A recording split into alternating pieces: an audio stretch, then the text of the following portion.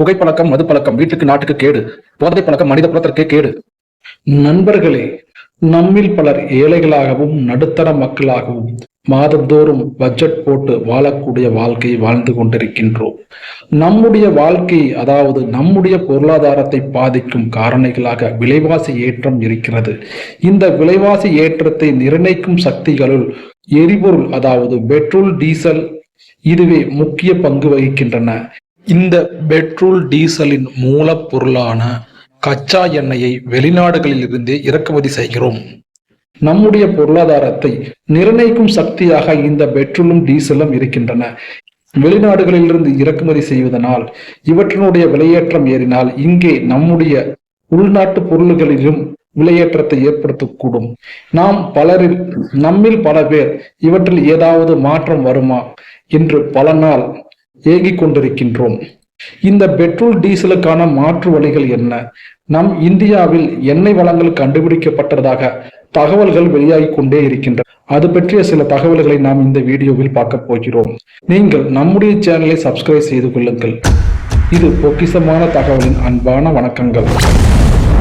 உலகிலேயே மிகப்பெரிய ஜனநாயக நாடான இந்தியா தன்னுடைய 140 கோடி மனிதர்களுக்கு தேவையான எரிபொருளை வெளிநாடுகளில் இருந்தே இறக்குமதி செய்து கொள்கிறது.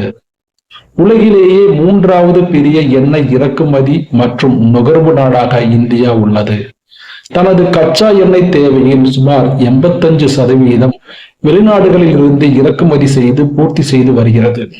இந்தியா எங்கெல்லாம் இருந்து இறக்குமதி செய்கிறது என்று பார்த்தால், ரஷ்யா, ஈராக், சவுதி அரேபியா, ஐக்கிய அரபு அமீரகம் மற்றும் அமெரிக்கா போன்ற நாடுகளில் இருந்து கச்சா எண்ணெய் இறக்குமதி செய்கிறது. மேலும் குவைத், அங்கோலா, நைஜீரியா, கொலம்பியா மற்றும் மெக்சிகோ போன்ற நாடுகளில் இருந்தும் அதிக அளவில் இறக்குமதி செய்கிறது.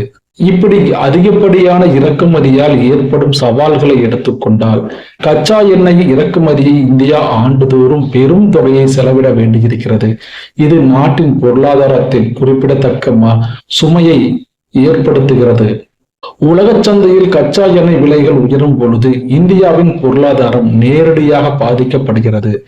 இது பெட்ரோல், டீசல் விலையேற்றத்திற்கு வழிவகுத்து மற்ற பொருள்களின் விலையேற்றத்திற்கு வழிவகுக்கிறது. இது பொதுமக்களின் வாழ்க்கையை பெரிதும் பாதிக்கின்றது. எரிபொருள் தேவைக்காக வெளிநாடுகளை சார்ந்திருப்பதனால் சர்வதேச அரசியல் மாற்றங்கள் மற்றும் நாடுகளுக்கு இடையேயான உறவுகளில் ஏற்படும் சவால்களை இந்தியா சமாளிக்க வேண்டியிருக்கிறது. பெட்ரோல் உடன் எத்தனால் கலப்பதை போன்ற மாற்று எரிபொருள் திட்டங்களை இந்தியா ஊக்குவித்து வருகிறது.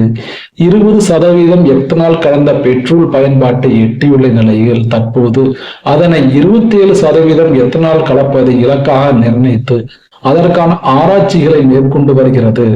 மேலும் இதற்கு மாற்றாக மின்சார வாகனங்களின் பயன்பாட்டை ஊக்குவிப்பதன் மூலம் பெட்ரோலிய எரிபொருள் தேவையை குறைக்க அரசு முயற்சி எடுத்து வருகிறது. மேலும் புதுப்பிக்கத்தக்க ஆற்றல்களை மேம்படுத்த சூரிய சக்தி, காற்றாலை சக்தி போன்ற ஆற்றல்களை பயன்படுத்தி அதிலிருந்து எரிசக்தியை உண்டாக்க தீவிரமான ஆராய்ச்சிகளை ஈடுபட்டு வருகிறது. உள்நாட்டிலேயே எண்ணெய் வளங்களை கண்டறிந்து கச்சா எண்ணெய் எடுக்கும் பணியிலும் மேற்கொண்டு வருகிறது இந்திய அரசு. இந்தியாவில் புதிய எண்ணெய் மற்றும் எரிவாயு வளங்கள் தொடர்ந்து கண்டுபிடிக்கப்பட்டு வருகிறது. இந்திய அரசு தன்னுடைய பொதுத்துறை நிறுவனங்களான ONG மற்றும் ஆயில் இந்தியா லிமிடெட் ஆகிய நிறுவனங்கள் தீவிரமான ஆய்வு மற்றும் உற்பத்தி நடவடிக்கைகளில் தொடர்ந்து ஈடுபட்டு கொண்டிருக்கின்றன. சமீப காலத்தில் புதிய கண்டுபிடிப்புகள் மற்றும் முன்னேற்றங்கள் இந்தியாவின் அந்தமான் கடல் பகுதிகளில் மிகப்பெரிய எண்ணெய் வளம் இருப்பதாக சாத்தியக்கூறுகள் கண்டறியப்பட்டுள்ளது. இது பற்றிய மத்திய பெட்ரோலியம் மற்றும் இயற்கை எரிவாயு துறை அமைச்சர் ஹர்தீப் சிங் பூரி அவர் வெளியிட்ட செய்திக்குறிப்பில், அந்தமானில் கண்டுபிடிக்கப்பட்ட எண்ணெய் வளம் கயானாவில் உள்ள எண்ணெய் வளத்தை விட பெரிதாக இருக்கிறது என்று தெரிவித்தார். அதாவது அந்தமானில் கண்டுபிடிக்கப்பட்ட எண்ணெய் வளங்கள் எடுத்து பயன்பாட்டுக்கு கொண்டு வரும் பொழுது இது இந்தியாவின் எரிசக்தி பாதுகாப்புக்கு ஒரு கேம் சேஞ்சராக இருக்கும். மேலும் மும்பை கடலோர பகுதிகளில் ONGC நிறுவனம் சூரியமணி மற்றும் வஜரமணி என்ற பெயர்களில் எண்ணெய் வேலிகளை கண்டுபிடித்து அவற்றை எடுத்து பயன்பாட்டுக்கு கொண்டு வந்துள்ளது. கிருஷ்ணா, கோதாவரி படுகையின் நிலப்பரப்பு பகுதிகளில் ONG நிறுவனம் புதிய எண்ணெய் மற்றும் எரிவாயு இருப்புகளை கண்டறிந்துள்ளது. உத்தரப்பிரதேச மாநிலத்தில் பலியா மாவட்டத்தில் கணிசமான கச்சா எண்ணெய் இருப்புகள் கண்டுபிடிக்கப்பட்டுள்ளது. மேலும் அஸ்ஸாமில் ஆயில் இந்தியன் லிமிடெட் பிரம்மபுத்திராவின் நதியின் வடக்கு கரையில் உள்ள கோபோஷாவோரி 1 என்ற இடத்தில் ஒரு கிணற்றில் கச்சா எண்ணெய் இருப்பை கண்டுபிடித்துள்ளது. பீகார், மேற்கு வங்கம் மற்றும் கிழக்கு உத்தரப்பிரதேசம் போன்ற மாநிலங்களில் புதிய எண்ணெய் இருப்புகள் இருப்பதற்கான சாத்தியக்கூறுகள் கண்டறியப்பட்டு அதற்கான ஆய்வு பணிகள் இந்த பகுதிகளில் நடைபெற்று வருகிறது. இந்த மாநிலங்களுக்கு பிறகு இந்தியாவின் முக்கியமான எண்ணெய் உற்பத்தி செய்யும் மாநிலங்களாக தற்பொழுது ராஜஸ்தான் உருவெடுத்துள்ளது. ராஜஸ்தான் பாலைவன பகுதிகளில் குறிப்பாக பார்மர் மற்றும் ஜெய்சல்மேர் பகுதி மாவட்டங்களில் கணிசமான எண்ணெய் மற்றும் எரிவாயு வளங்கள் கண்டறியப்பட்டு உற்பத்தி செய்யப்பட்டு வருகிறது.